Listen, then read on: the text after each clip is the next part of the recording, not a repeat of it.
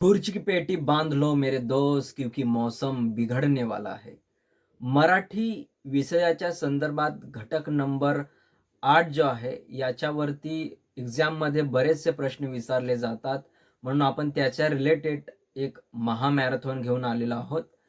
1 तासामध्ये जेवढे important question आपल्याला घेता येतील तेवढे इम्पोर्टंट क्वेशन आजच्या क्लासच्या माध्यमातून आपण घेणार आहोत. राहिलेले ज्या कन्सेप्ट असतील, जे संप्रदाय असतील, त्या 1 तासानंतर आपण दुसऱ्या क्लासेसमध्ये कव्हर करणार आहोत. तर याच्या आधी आपला घटक नंबर 8 कंप्लीट झालेला आहे. तो जर तुम्ही बघितला नसेल तर डिस्क्रिप्शनमध्ये लिंक दिलेल्या आहेत. त्या सर्व क्लासेस तुम्ही अटेंड करा. जेणेकरून घटक नंबर 8 मध्ये 10 एकूण क्वेश्चन्स विचारले जातात. ते 10 क्वेश्चन्स तुमचे कव्हर होतील. तर चला आपल्या क्लासला सुरुवात करूया. या ठिकाणी तुम्ही बघू शकता की या ठिकाणी सिलेबस दिलेला आहे. सिलेबस जर तुमच्याकडे नसेल तर UGC नेटची जी ऑफिशियल वेबसाईट आहे त्याच्यावरती मराठीच्या संदर्भात सिलेबस दिलेला असतो. घटक मराठीचा सिलेबस सुद्धा असतो. त्याच्यानंतर पेपर नंबर 2चा सुद्धा सिलेबस असतो. 1 आणि दोन्ही पेपरचा सिलेबस त्या ठिकाणी तुम्हाला मिळेल. तर आतापर्यंत आपण बऱ्याचशा क्लासेस केलेल्या आहेत. त्याच्यापैकी घटक नंबर 4 लोकसाहित्य आणि विशेष साहित्य प्रवाह हा जो घटक आहे तो आपण पूर्णतः कंप्लीट केलेला आहे आणि खूप चांगल्या क्लासेस याच्यात इम्पॉर्टंट क्वेश्चन्स आपण सर्व केलेले आहेत. त्याच्यामध्ये लोकसाहित्याच्या संदर्भात सर्व कन्सेप्ट एक्सप्लेनेशन्स बेसिसवरती आपण क्लासेस केलेले आहेत. त्याच्यामध्ये हे लोकसाहित्याचे रिलेटेड जेवढे टॉपिक आहेत तेवढे टॉपिक आपण त्या क्लासमध्ये कव्हर केलेले आहेत.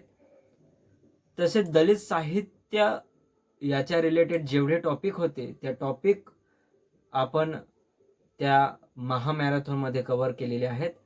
तसेच ग्रामीण साहित्याचे रिलेटेड जेवढे टॉपिक होते, कथा, कविता, कादंबरी, रंगभूमी, आत्मकथने, वैचारिक साहित्य इत्यादी सर्व टॉपिक आपण क्वेश्चनच्या माध्यमातून कव्हर केलेले आहेत. तर त्याचे मी लिंक डिस्क्रिप्शनमध्ये दिलेली आहे, जाऊन चेकआउट करा.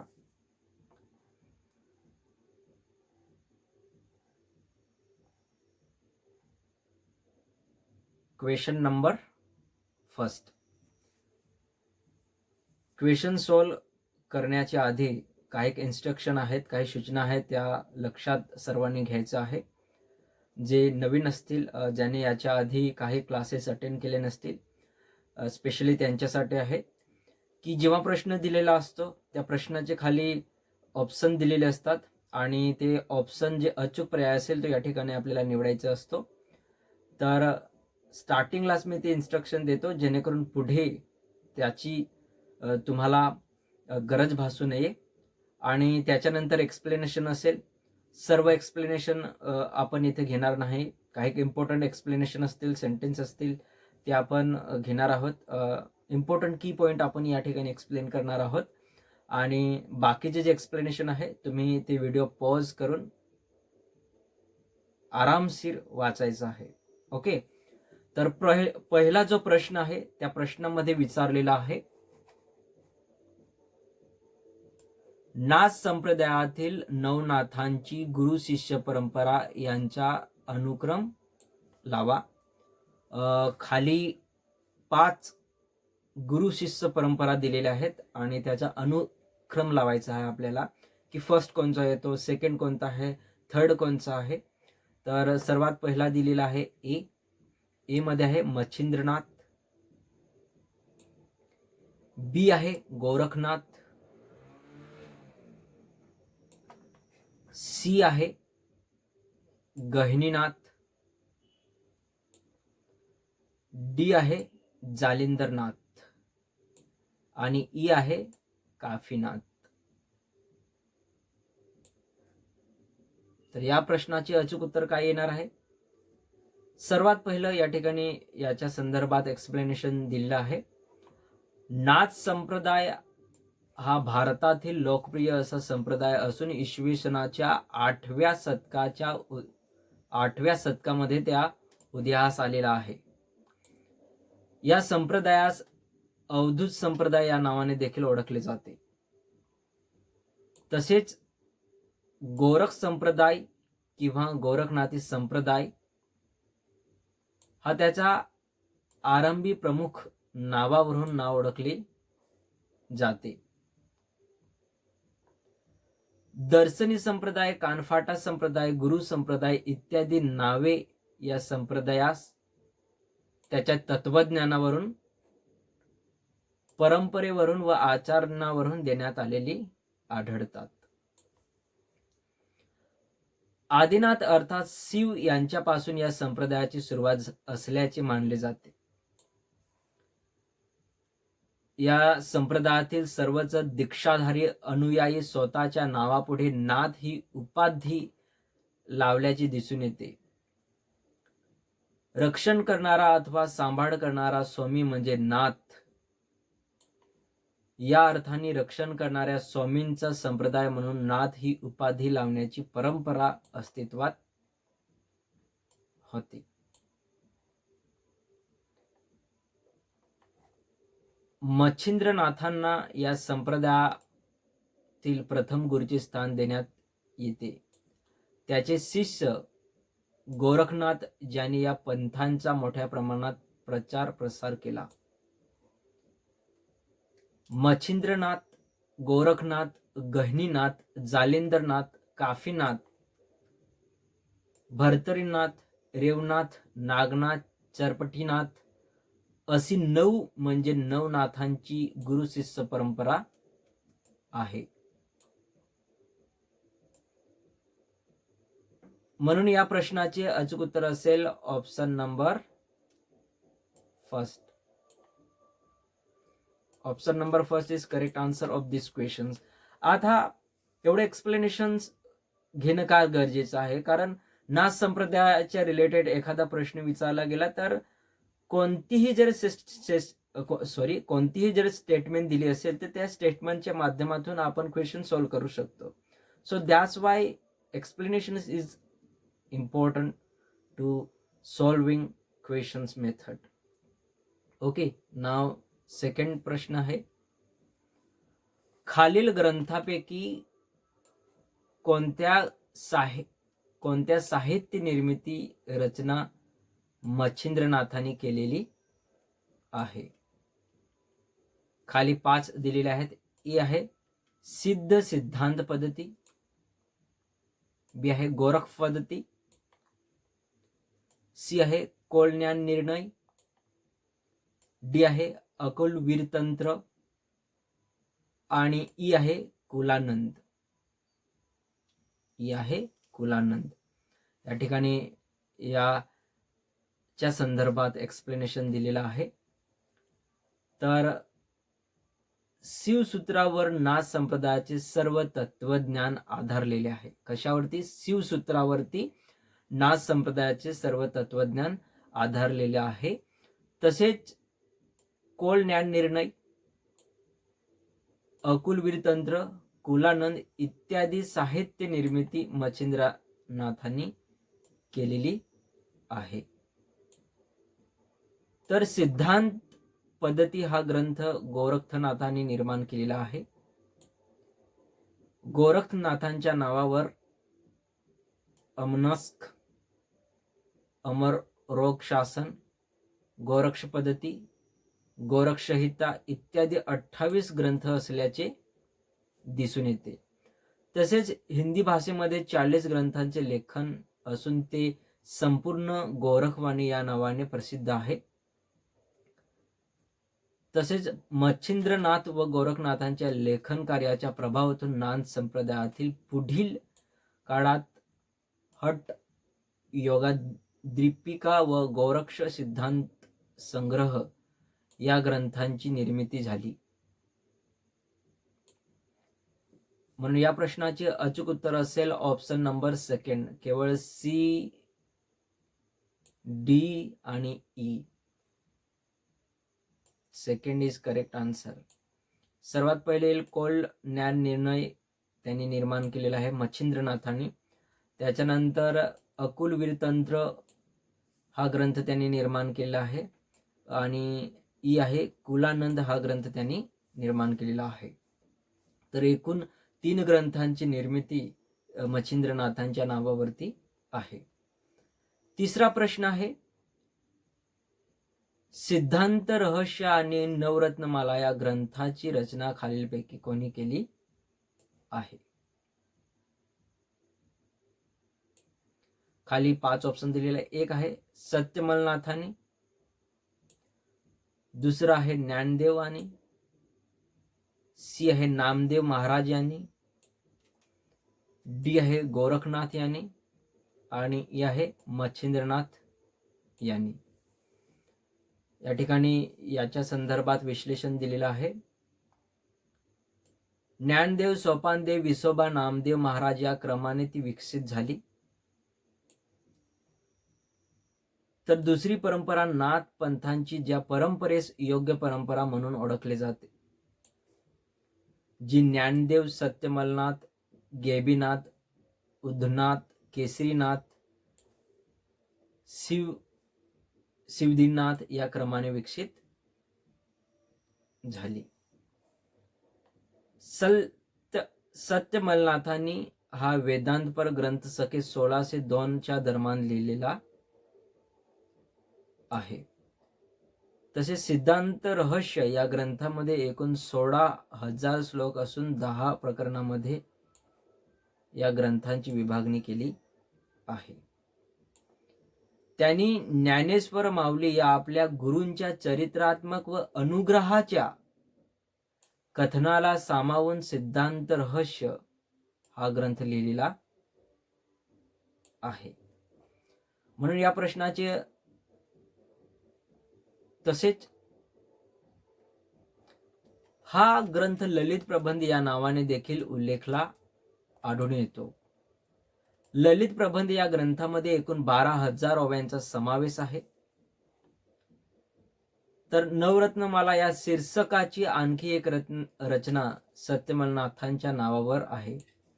नवरत्नांच्या नावावरून प्रकरणाची विभागणी करण्यात आलेली आहे. आणि बाकीचे जे एक्सप्लेनेशन आहे ते व्हिडिओ तुम्ही पॉज करून वाचायचं आहे. म्हणून या प्रश्नाचे अचूक उत्तर असेल ऑप्शन नंबर फर्स्ट. सत्यमलनाथांनी नवरत्नमाला आणि सिद्धांत रहस्य या 2 ग्रंथाची रचना केलेली आहे. नाव क्वेश्चन नंबर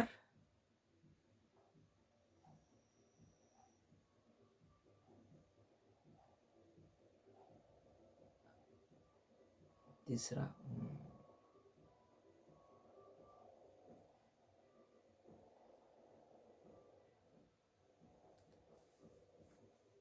क्वेश्चन नंबर 4 मध्ये विचारलेला आहे, उदाहरण हा नाथ संप्रदायातील महत्वपूर्ण ग्रंथ आहे. याची रचना खालीलपैकी कोणी केलेली आहे? ए आहे सत्यमलनाथ, बी आहे चोंभा आणि सी आहे गहिनीनाथ आणि डी आहे ज्ञानदेव. आणि या ठिकाणी याच्या संदर्भात एक्सप्लेनेशन दिलेलं आहे. चोंबा हे नाथ परंपरेतील महत्वाचे कवी होते. त्यांच्या उखारण हा इसवी सन 1378च्या आसपासचा महत्वपूर्ण ग्रंथ आहे. राजवाडे यांच्या प्रतिमेमध्ये या ग्रंथाच्या 575 ओव्या आहेत. या संपूर्ण ग्रंथांची ओवी संख्या 2011 आहे, तर अध्यायांची संख्या 18 आहे. आणि बाकीचे जे एक्सप्लेनेशन आहे ते तुम्ही वाचायचं आहे. म्हणून या प्रश्नाचे अचूक उत्तर असेल ऑप्शन नंबर 4 ए. चोंबा is correct answer. Question number 5. Question number 5 मध्ये विचारलेला आहे, लिंगायत संप्रदायामध्ये सिद्धांत सिख मान हा ग्रंथ प्रस्तुत संप्रदायाचा आध्यात्मिक ग्रंथ मानला जातो. हा ग्रंथ कोणी लिहिलेला आहे? खाली 4 ऑप्शन दिलेले आहेत, ग्रंथकार दिलेले आहेत. ए आहे शांतलिंग स्वामी, बी आहे शिवयोगाचार्य, सी आहे नरहर सदाशिव खर्सीकर आणि डी आहे ममत शिवलिंग स्वामी. म्हणून या ठिकाणी याच्या संदर्भात एक्सप्लेनेशन दिलेलं आहे. लिंगायत संप्रदाय हा शिवांच्या उपासनेचा मूलधार असणारा शैव संप्रदाय आहे. या संप्रदायास वीरशैव संप्रदाय या नावाने देखील ओळखले जाते. या संप्रदायाची स्थापना प्राचीन काळात मानण्यात येते. महात्मा बसवांना या संप्रदायात विशेष स्थान देण्यात आले आहे. 12व्या शतकाच्या दरम्यान या पंथाचे महत्त्वपूर्ण घटक बसवेश्वर यांनी या संप्रदायास संघटित स्वरूप देण्यात मोलाचे योगदान दिले. बसवेश्वरांच्या नंतर अलमप्रभू, अकमहादेवी, चंद्रबसव, सिद्धरामेश्वर, निलांबिका यांनी या पंथांच्या प्रसार प्रचारामध्ये चहुमोल योगदान दिले. बहुमोल योगदान दिले. संप्रदायाचा प्रचार प्रामुख्याने शाखामठ व गुरुस्थळ या रूपाने कर्नाटक परिसरात मोठ्या प्रमाणात आढळून येतो. लिंगायत संप्रदायामध्ये शिवयोग शिवाचार्य यांनी संस्कृत भाषेमध्ये लिहिलेला सिद्धांत शिखमणी हा ग्रंथ प्रस्तुत संप्रदायाचा आध्यात्मिक ग्रंथ मानला जातो. आणि मध्ययुगीन कालखंडात 16व्या शतकाच्या सुमारास शांतलिंग स्वामी, ममत शिवलिंग, बसवलिंग, बदवसांस, लक्ष्मण महाराज, शंकर मुग्रंद्र, विरूपाक्ष शेटे, शिवदास, शिवगुरुदास, पंचाक्षरी स्वामी इत्यादींनी संतांनी लिंगायत संत साहित्याची निर्मिती करण्याचे कार्य केलेले आहे. म्हणून या प्रश्नाचे अचूक उत्तर असेल ऑप्शन नंबर 4 बी, केवळ बी. शिवयोग शिवाचार्य यांनी शिखवानी या सिद्धांत शिखवानी या ग्रंथाची रचना केलेली आहे. क्वेश्चन नंबर 6 मध्ये विचारलेला आहे, शांतलिंगाच्या एकूण आयुष्यामध्ये त्यांच्या नावावर काही आध्यात्मिक विषयांचा अंतभाव असणाऱ्या महत्त्वपूर्ण साहित्य कृतीची नोंद आढळते. खाली 5 साहित्य कृती दिलेल्या आहेत आणि आपल्याला साहित्य कृतीच्या जी शांतलिंगांचे साहित्य कृती आहे ती ओळखायची आहे. एक आहे विवेक चिंतामणी, बी आहे कर्णहंस, सी आहे शांतबोध आणि डी आहे स्वयंप्रकाश, ई आहे ज्ञानबोध. शांतलिंगाच्या विवेक चिंतामणी, कर्णहंस आणि शांतबोध इत्यादी ग्रंथांचा समावेश आहे. यापैकी कर्णहंस हा ग्रंथ कर्नाटकातील चंद्र बसवेश्वरांनी रचलेल्या कर्णहंसुंगे या कन्नड भाषेतील ग्रंथाच्या आधारावर निर्माण केलेला ग्रंथ आहे. या कर्ण ग्रंथांमध्ये एकूण 377 ओव्यांचा समावेश आहे. तर नरहर सदाशिव खर्सीकरांनी इसवी सन 1946 मध्ये प्रकाशित केलेल्या कर्णहंस या संपादित ग्रंथात दिलेल्या चरित्रात्मक माहिती डॉक्टर शिवशंकर उपासे यांनी महाराष्ट्रातील पहिले लिंगायत संत कवी शांतलिंग कृत कर्णहंस 2002 या 20 या ग्रंथामध्ये समाविष्ट केले. महंमद स्वामी यांच्या काव्यलेखनामध्ये उल्लेखनीय असा स्वयंप्रकाश, ज्ञानबोध, गुरुगीता, शिवगीता, श्री परमरहस्य आदी रचना आहेत. म्हणून या प्रश्नाचे अचूक उत्तर असेल ऑप्शन नंबर फर्स्ट, ए, बी आणि सी. सर्वात पहिले विवेक चिंतामणी त्यांनी हा ग्रंथ रचलेला आहे. त्याच्यानंतर कर्णहंस हा ग्रंथ रचलेला आहे. आणि शेवटी आहे शांतबोध. हे सर्व ग्रंथाची रचना त्यांच्या नावावरती आहे. क्वेश्चन नंबर 7 मध्ये विचारलेला आहे, महंमद स्वामी यांच्या काव्य लेखनामध्ये उल्लेखनीय असा कोणत्या रचना आहेत? खाली 5 रचना दिलेल्या आहेत आणि रचनाचे कोणी रचना केलेली आहे या ग्रंथाची ते आपल्याला ओळखायची आहे. महंमद स्वामींच्या नावावरती किती रचना आहेत? ई आहे स्वयंप्रकाश, बी आहे ज्ञानबोध, सी आहे गुरुगीता, डी आहे शिवगीता आणि ई आहे श्री परमरहस्य. या ठिकाणी महंमद स्वामी यांच्या काव्यलेखनाच्या संदर्भात सर्व विश्लेषण दिलेलं आहे. महंमद स्वामी काव्यलेखनामध्ये उल्लेखनीय असा स्वयंप्रकाश, ज्ञानबोध, गुरुगीता, शिवगीता, श्रीप रहस्यमय आदी रचना आहेत. तर अनुभवानंद हे 246 ओव्यांचे अपूर्ण काव्य देखील त्यांच्या नावावरती आढळते. महंमद शिवलिंग स्वामी यांचा जन्म केनोजी, बीड येथे झाला. आणि या ठिकाणी बाकीचे जे एक्सप्लेनेशन आहे ते तुम्ही वाचून घ्यायचं आहे. म्हणून या प्रश्नाचे अचूक उत्तर असेल ऑप्शन नंबर 4. सर्व दिलेल्या ग्रंथांची रचना महंमद स्वामी यांनी केलेली आहे. ए, बी, सी, डी आणि ई स्वयंप्रकाश, ज्ञानप्रबोध, गुरुगीता, शिवगीता, श्रीप रहस्यमय या सर्व ग्रंथांची रचना त्यांच्या नावावरती आहे. नाव क्वेश्चन नंबर 8, जैन संप्रदायामध्ये पंचमहाव्रतांचा अनुक्रम लावा.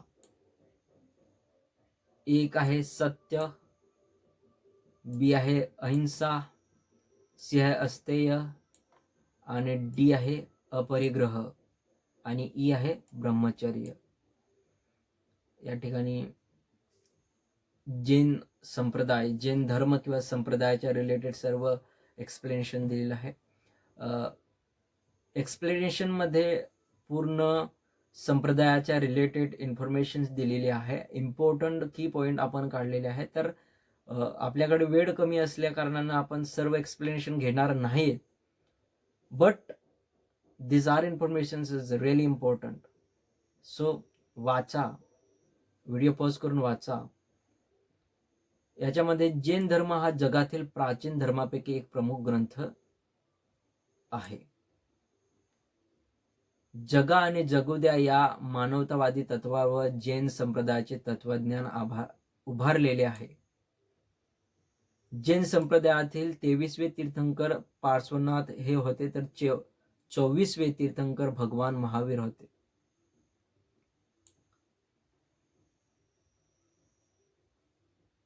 चोवीसावे तीर्थंकर महावीर यांना संप्रदायाचे तत्वज्ञान आणि विचार आणि आचार यांना सोप्या पद्धतीने लोकांसमोर आणण्याचे काम केले. जैन संप्रदायातील समता, स्वतंत्र, न्याय, सम्यक दृष्टी या विचारांना प्रभावीपणे आविष्कृत करण्याचे श्रेय महावीरांना देण्यात येते.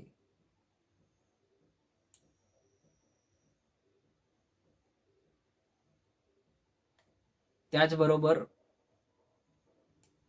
पंचमहावृत्ते, 3 गुणवृत्ते, 4 शिक्षावृत्ती व पंथ यांना जैन तत्वज्ञानामध्ये महत्वाचे स्थान आहे. पंचमहाव्रतामध्ये सत्य, अहिंसा, अस्तेय, अपरिग्रह, ब्रह्मचर्य ही होय. 3 गुणा वृत्तामध्ये दिवंगत, कालांवत, अन्नदंडवर्त ही होय. म्हणून या प्रश्नाचे अचूक उत्तर असेल ऑप्शन नंबर फर्स्ट. अगदी सेम आन्सर येणार आहे. सिक्वेन्समध्येच क्वेश्चन्समध्ये आपण लावलेले आहेत. परंतु जेव्हा तुम्ही एक्झामला बसणार, एक्झाम देणार, त्या ठिकाणी आता ज्या पद्धतीने आपण क्वेश्चन घेतो ते अगदी सेम नसणार. सपोज टू ज्या पद्धतीने आपण ABCD या पद्धतीने आपण लावलेले आहेत, तर कदाचित त्याच्या सत्य आहे त्या ठिकाणी अहिंसा असेल, ए आहे त्या ठिकाणी सी असेल, या पद्धतीचे क्वेश्चन असणार आहेत. ओके, म्हणून या प्रश्नाचे अचूक उत्तर आहे ऑप्शन नंबर फर्स्ट. सत्य, अहिंसा, अस्तेय, अपरिग्रह, ब्रह्मचर्य हे याचा आन्सर येईल. ना क्वेश्चन नंबर 9 मध्ये विचारलेला आहे, गुणकृती हे जैन संप्रदायातील महान कवी होते. त्यांनी खालीलपैकी कोणत्या ग्रंथाची रचना केलेली आहे? खाली 5 ग्रंथ दिलेले आहेत आणि 5 ग्रंथाचे रचनाकार कोण आहेत ते आपल्याला ओळखायचे आहेत. एक आहे रुक्मिणी हरण, दुसरा आहे धर्मामृत, आणि सी आहे पद्म पुराण म्हणजेच रामायण, आणि डी आहे रामचंद्र फाग. या ग्रंथाची रचना कोणी केलेली आहे? तर या ठिकाणी स्पष्टीकरण आहे, गुणकीर्ती हे जैन संप्रदायातील महान कवी होते. त्यांचा कार्यकाळ 15व्या शतकातील आहे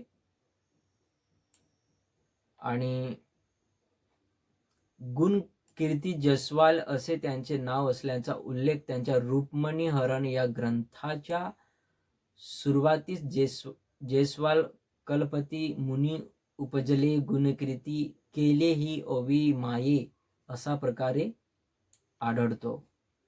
मराठी जैन साहित्यामध्ये त्यांनी दिलेल्या विपुल योगदानामध्ये त्यांच्या धर्मामृत, पद्मपुराण, रामायण, रुक्मिणी हरण, रामचंद्र फाग, गुजराती भाषेतील रचना, गवळणीस रास, नेमिनाथ विवाह, नेमिनाथ पाळणा, नेमिनाथ दीक्षा, दंडागीत, रत्नकंडर श्रावकाचार ही मूळ संस्कृत भाषेतील ग्रंथावरील टीका इत्यादी रचनांचा समावेश त्यांनी केलेला आहे. धर्मामृत हा त्यांचा प्रथम ग्रंथ होय आणि तसेच पद्मपुराण हा गुणकीर्ती यांचा दुसरा महत्वाचा ग्रंथ आहे. रामायण असेही या ग्रंथाचे शीर्षक आहे. ही दीर्घ रचना असून त्यांची अध्याय संख्या 43 आहे, तर ओवी संख्या 16,000 आहे. मात्र या 43 अध्यायापैकी 26 अध्यायांची रचना गुणकीर्ती यांनी केली आहे. अनुप्रेक्षा हा गुणकीर्तीची रचना असून वैराग्य प्राप्तीसाठी ज्या 12 भावनांचे चिंतन साधकाने करावे असा चिंतनांना अनुप्रेक्षा संबोधण्यात येते व अनुप्रेक्षावर भाष्य करण्यासाठी या ग्रंथांची रचना केली आहे. रुक्मिणी हरण हा रुक्मिणी विवाहाच्या विषयावर आधारित गुणकीर्ती यांचा आणखी एक ग्रंथ होय. रुक्मिणी हरणच्या नाट्यमय विषयक रंजकतेने रचण्याचे काम गुणकीर्तीने या ग्रंथात केले आहे. रामचंद्र फाग यासारखे लघुकाव्य गुणकीर्तींच्या नावावर आढळते. म्हणून option number 4 is correct answer of this question. सर्वेनार रुक्मिणी हरण ही रचना त्यांनी केलेली आहे. त्याच्यानंतर धर्मामृत ही रचना त्यांनी केलेली आहे. सी आहे पद्मपुराण, रामायण यांची त्यांनी रचना केलेली आहे. आणि डी आहे रामचंद्र फाग यांची सुद्धा रचना त्यांच्याच नावावरती येते.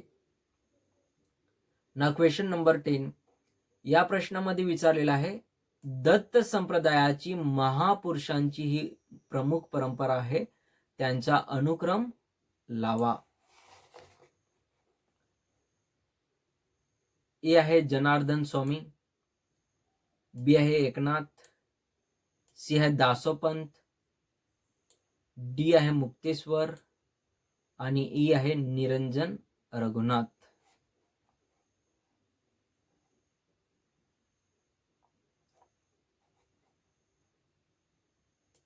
नृसिंह सरस्वती यांनी या संप्रदायास खऱ्या अर्थाने पंथाचे स्वरूप बहाल केले. श्रीपाद श्रीवल्लभ यांना दत्तांचे पहिले अवतार व नृसिंह सरस्वतींना दत्तांचे दुसरे अवतार मानण्यात येते. जनार्दन स्वामी, एकनाथ, दासोपंत, मुक्तेश्वर, निरंजन रघुनाथ, माणिक प्रभू, अक्कलकोटकर स्वामी, वासुदेवानंद सरस्वती इत्यादी महापुरुषांची परंपरा ही दत्त संप्रदायाची प्रमुख परंपरा आहे. आणि बाकीचे हे जे एक्सप्लेनेशन आहे ते तुम्ही वाचायचं आहे. तसेच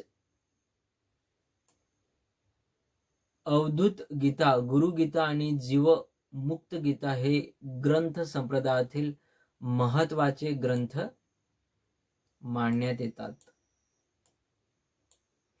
दत्तबोध आणि गुरुचरित्र. म्हणून या प्रश्नाचे अचूक उत्तर असेल ऑप्शन नंबर फर्स्ट.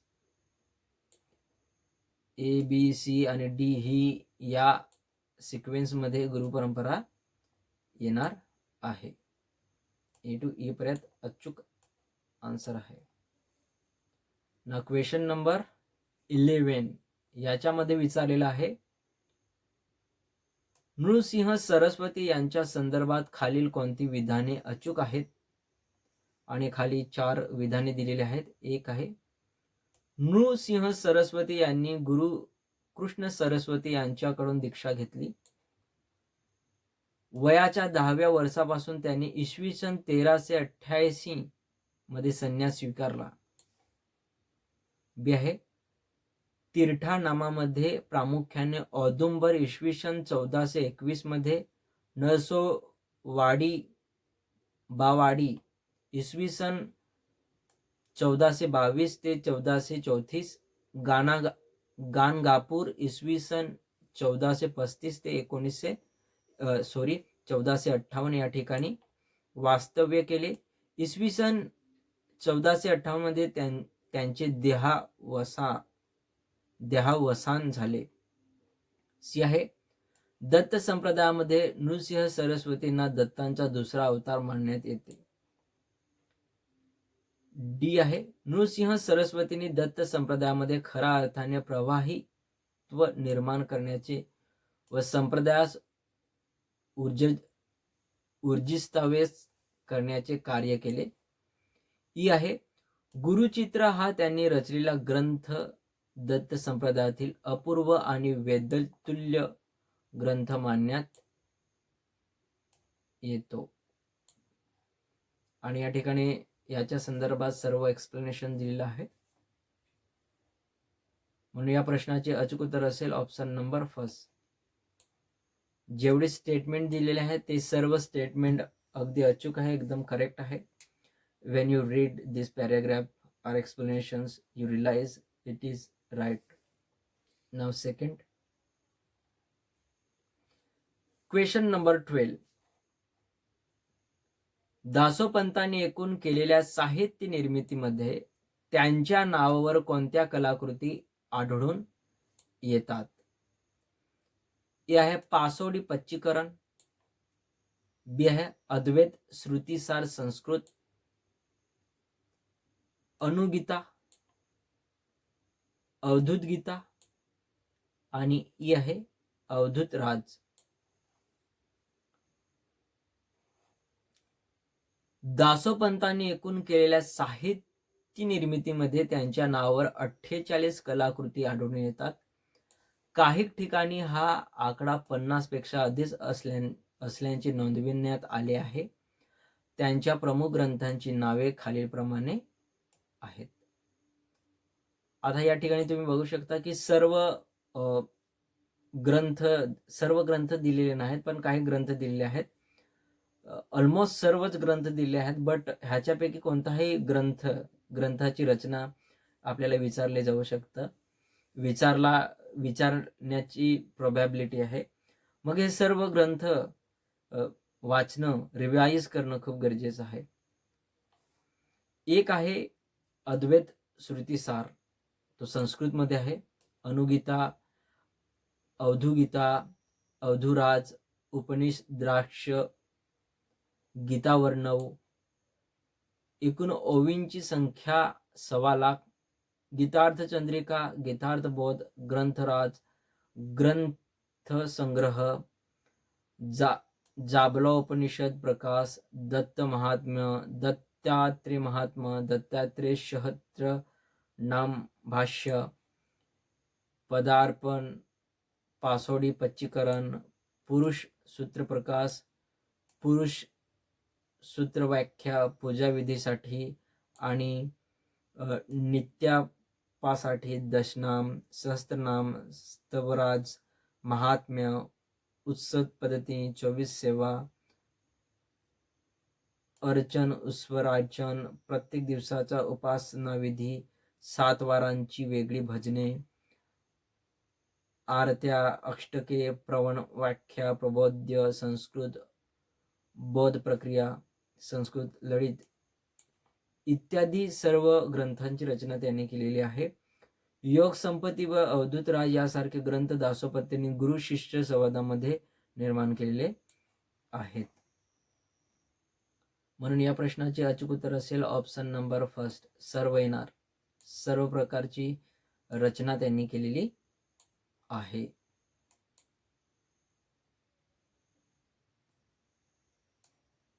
पासोडी पच्चीकरण त्यांनी याची निर्मिती केलेली आहे. अद्वैत श्रुतिसार संस्कृत यांची निर्मिती त्यांनी केलेली आहे. अनुगीता यांची निर्मिती त्यांनी केलेली आहे. अवधूत गीता या ग्रंथाची सुद्धा त्यांनी निर्मिती केलेली आहे. अवधूत राज या सर्व ग्रंथांची निर्मिती त्यांच्या नावावरती आहे. ना क्वेश्चन नंबर 13 मध्ये विचारलेला आहे, अज्ञान सिद्ध हे नागेश संप्रदायातील तत्वज्ञानास ग्रंथामधून सारस रूपाने लोकांसमोर आणण्याचे कार्य पार पाडणारे थोर कवी होते. त्यांनी खालीलपैकी कोणत्या ग्रंथाची रचना केली आहे? एक आहे वरद नागेश, बी आहे स्वरूप निर्वाण, सी आहे तत्वबोध, डी आहे जीव ब्रह्म भेदल लक्षण आणि ई आहे पुच्छापत्र. या ठिकाणी एक्सप्लेनेशन दिलेलं आहे. एक आहे वरद नागेश, रचना काळ सुमारे 1430. हा वेदांतपर ग्रंथ अज्ञान सिद्ध यांनी लिहिलेला आहे. त्याच्या अध्यायांची संख्या 12 तर ओवींची संख्या 1225 इतकी आहे. या ग्रंथाशिवाय स्वरूप निर्वाण, तत्वबोध, जीव ब्रह्म भेदलक्षण, पुष्पापत्र, काळ ज्ञान, अकाल ज्ञान इत्यादी तत्वज्ञानावर ग्रंथांची रचना अज्ञात सिद्ध यांनी केल्या. तसेच संकटहरणी स्रोत, अवधूत भाषेतील पंचीकर, प्रमेय, अष्टके, भारुडे, आरत्या, पोवाडे, डफागाणी इत्यादी रचना त्यांच्या नावावरती आहेत. एकूण आपल्या विपुल रचनापैकी अज्ञान सिद्ध यांनी संप्रदायाच्या तत्वज्ञानाची यथासांगण मांडणारी करण्याचे व त्याद्वारे मराठी साहित्य विषयात मोलाची भर टाकण्याचे काम केले आहे. म्हणून या प्रश्नाचे अचूक उत्तर असेल ऑप्शन नंबर फर्स्ट, सर्व ग्रंथाची रचना त्यांच्या नावावरती आहे, ए पासून तर ई पर्यंत. ना क्वेश्चन नंबर 14. क्वेश्चन नंबर 14 मध्ये विचारलेला आहे, बहिरवी उर्फ भैरवी ही रचना कोणी केलेली आहे? बहिरवी उर्फ भैरवी या ग्रंथाची रचना कोणी केलेली आहे? खाली 5 ग्रंथकार दिलेले आहेत. या ग्रंथकारांपैकी अचूक जो पर्याय असेल तो या ठिकाणी आपल्याला निवडायचा आहे. एक आहे बहिरा जातवेद, दुसरा आहे अज्ञान सिद्ध, सी आहे दासोपंत, डी आहे शेख मोहम्मद आणि ई आहे फादर थॉमस. आणि या ठिकाणी या क्वेश्चनचे एक्सप्लेनेशन दिलेलं आहे. बहिरा पिसा जातवेद हे कृष्ण चरित्रकार कवी म्हणून प्रसिद्ध होते. बहिरा जातिवेद यांची प्रमुख रचना म्हणजे त्यांनी रचलेली बहिरवी उर्फ बेहरवी ही होय. ही एक भागवत ग्रंथातील दशकंधावरील विस्तृत टीका आहे. ही टीका एकूण 52 लाख ओवी इतकी आहे. मात्र आज 60 अध्यायामधील 16,284 ओव्यांच्या उपलब्धता होतात.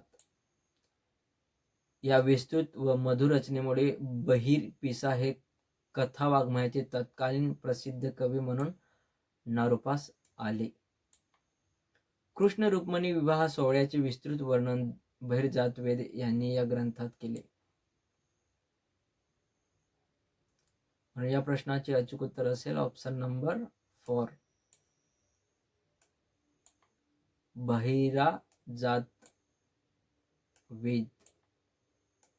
यांनी भैरवी या ग्रंथाची रचना केलेली आहे.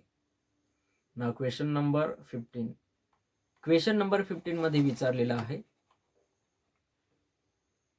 शेख महम्मद यांनी संत परंपरेमध्ये वाटचाल करून आपल्या विद्वजड प्रतिभेच्या व भक्तिपूर्ण सहजतेच्या जोरावर मधुर आणि रसाळ असा विपुल साहित्याची रचना त्यांची आहे. खाली 5 ग्रंथ दिलेले आहे आणि शेख महम्मद यांनी कोणत्या ग्रंथाची रचना केलेली आहे ते आपल्याला ओळखायचं आहे. एक दिलेला आहे योग संग्राम, दुसरा आहे पवन विजय, तिसरा आहे निष्कलंक प्रबोध, चौथा आहे अंबर हुसेनी आणि 5वा आहे कोकणी भाषेचे व्याकरण. या ठिकाणी या क्वेश्चनच्या संदर्भात एक्सप्लेनेशन दिलेलं आहे. एक आहे, शेख महम्मद यांनी संत परंपरेमध्ये वाटचाल करून आपल्या विद्वजड प्रतिभेच्या व भक्तिपूर्ण सदयतेच्या जोरावर मधुर आणि रसाळ असा विपुल साहित्याचे योगदान मराठी साहित्याला दिलेले आहे. त्यांच्या नावावरती योग संग्राम, पवन विजय, निष्कलंक प्रबोध, साठी स्फुट रचना, अभंग गायका, मदालसा, हिंदी कविता, ज्ञानगंगा आदी कलाकृतींच्या नावावर आढळतात. योग संग्राम हा त्यांचा मुख्य ग्रंथ असून त्यामध्ये एकूण 18 अध्याय आहेत.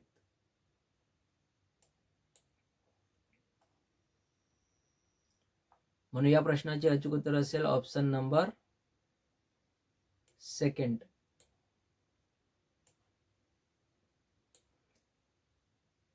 योग संग्रामची रचना त्यांनी केलेली आहे, पवन विजयची रचना त्यांनी केलेली आहे, निष्कलंक प्रबोध या ग्रंथाची त्यांनी रचना केलेली आहे. एकूण 3 ग्रंथांची रचना त्यांनी केलेली आहे.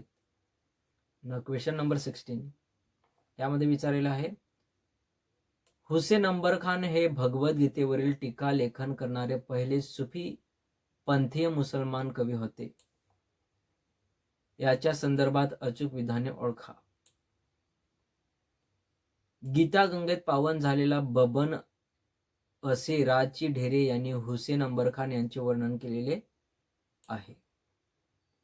हुसेन अंबर खान हे अंबर हुसेन या नावाने देखील परिचित होते. त्यांच्या जन्माविषयी सिद्धांत चिदबरी या ग्रंथामधील चिंदबर जयंती स्रोत या प्रकरणामध्ये उल्लेख आढळून येतो.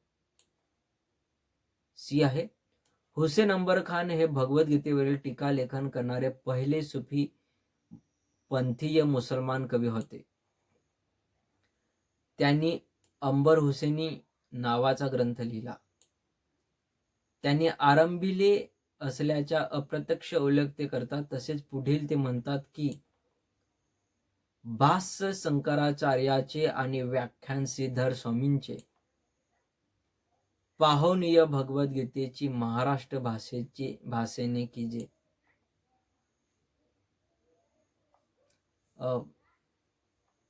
या ठिकाणी या क्वेश्चनच्या रिलेटेड एक्सप्लेनेशन आहे आणि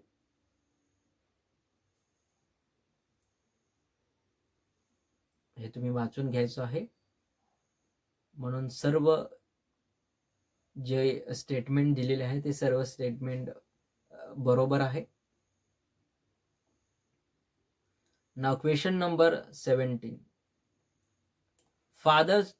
फादर थॉमस स्टीफसन यांच्या नावावर खालील कोणत्या ग्रंथाची रचना आहे? हे आहे ख्रिस्त पुराण 1616. बी आहे डॉक्ट्रिन ख्रिस्ता 1622. सी आहे कोकणी भाषेचे व्याकरण 1640. डी आहे महापुराण 1629. आता एक गोष्ट लक्षात या ठिकाणी घ्यायचं आहे की हा जो प्रश्न आहे तो सिक्वेन्समध्ये पण तुम्हाला लावायला किंवा लावण्यास विचारला जाईल. म्हणून कोणी साहित्यकृती निर्माण केलेली आहे आणि ती साहित्यकृती कधी निर्माण केलेली आहे या सर्व गोष्टी लक्षात घ्यायच्या आहेत. कारण दोन्ही बाजूने जर प्रश्न विचारला गेला तर आपल्याला तो सॉल्व्ह करता आला पाहिजे. ओके, या ठिकाणी याच्या संदर्भात सर्व विश्लेषण दिलेलं आहे. फादर थॉमस स्टीफसन यांच्या नावावर ख्रिस्त पुराण 1616, डॉक्ट्रिन ख्रिस्ता 1622 व कोकणी भाषेचे व्याकरण 1640 या एकूण 3 मराठी ग्रंथरचना त्यांनी निर्माण केलेल्या आहेत. याचा अर्थ दुसऱ्या आणि फादर स्टीफसन यांनी देवनागरी लिपी अथवा इतर भाषेत लिपी अवगत नसल्याने त्यांनी त्या रचना ह्या मराठी भाषेत मात्र रोमन लिपींचा वापर करून निर्माण केलेल्या आहेत. ख्रिस्त पुराण या ग्रंथाची प्रथमावृत्ती इसवी सन 1616 मध्ये प्रकाशित करण्यात आली. इसवी सन 1649 व 1654 मध्ये त्यांची दुसरी व तिसरी आवृत्ती प्रकाशित झाली. या ग्रंथाची भाषा मराठी मात्र लिपी रोमन होती. या ग्रंथाचे मूळ नाव दी क्रुस्ट सोब्री विन द जेजू क्रिस्तू नासू साल्वादोर द मुमुंत असे आहे. पहिले पुराण अर्थात जुना करार व दुसरे पुराण अर्थात नवा करार असे बायबल प्रमाणे त्यांचे 2 भाग आहेत.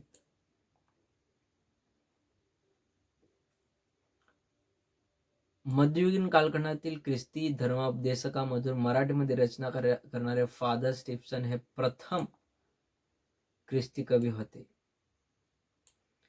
त्यांची महापुराण 1629 हे सेंट पीटरच्या जीवनावर आधारित असणारी काव्यरचना प्रसिद्ध आहे. याच्यामध्ये 21,871 ओव्यांची हे काव्य असून पोर्तुगीज भाषेत त्यांचे नाव हिंदू धर्मातील चुकांचे खंडन केले आहे. म्हणून या प्रश्नाचे अचूक उत्तर असेल ऑप्शन नंबर 2 ABC. ख्रिस्त पुराण 1616, दौतांत्रिक ख्रिस्ता 1622 आणि कोकणी भाषेचे व्याकरण 1640 मध्ये केलेलं आहे. या 3 ग्रंथाची रचना त्यांच्या नावावरती आहे. नाव क्वेश्चन नंबर 18 मध्ये विचारलेला आहे. एकनाथाच्या लेखन कार्याची रचना कोणती आहे ती ओळखा. एक आहे चतुश्लोकी भागवत. बी आहे एकादशक स्तंदकावरील टीका एकनाथी भागवत. बी आहे भावार्थ रामायण. सी आहे रुक्मिणी स्वयंवर. डी आहे हस्तामलक टीका आणि ई आहे सुकाष्टक टीका. या ठिकाणी टायपिंग मध्ये थोडी मिस्टेक झालेली आहे.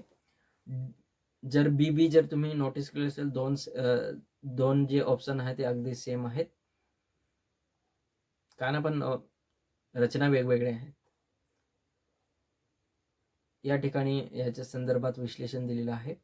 सर्वसामान्य लोकांना चरित्र कथांची गोडी लागावी यासाठी त्यांनी विविध स्वरूपाचे आख्यान काव्ये व इतर काव्य हे लिहिले. त्यात चतुश्लोकी भागवत एकादश स्कंदावरील टीका, एकनाथी भागवत, भावार्थ रामायण, रुक्मिणी स्वयंवर, हस्तमल टीका, स्कुटाक टीका, आत्मबोध,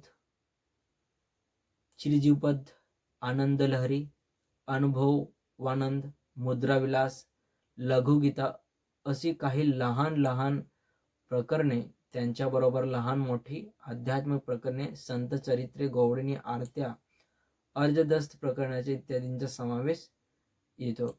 आणि बाकीचे जे एक्सप्लेनेशन आहे ते तुम्ही व्हिडिओ पॉज करून वाचायचं आहे.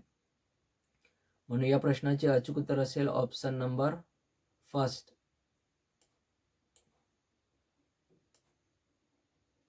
या सर्व ग्रंथांची रचना संत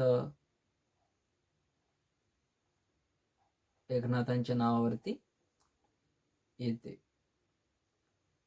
ना क्वेश्चन नंबर 19 मध्ये विचारलेला आहे,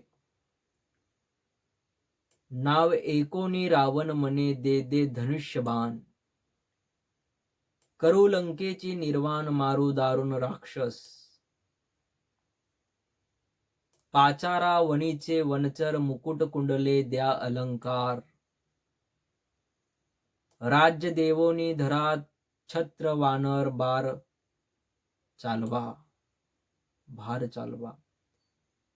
केहुता गेला रे हनुमंत अगंध सुग्री जाबवंत. वरील दिलेल्या ओळी कोणत्या ग्रंथातील आहेत ते ओळखा. एक आहे भावार्थ रामायण, बी आहे रुक्मिणी स्वयंवर, सी आहे हस्त मलक टीका, डी आहे सुकाष्टक टीका आणि ई आहे आत्मबोध.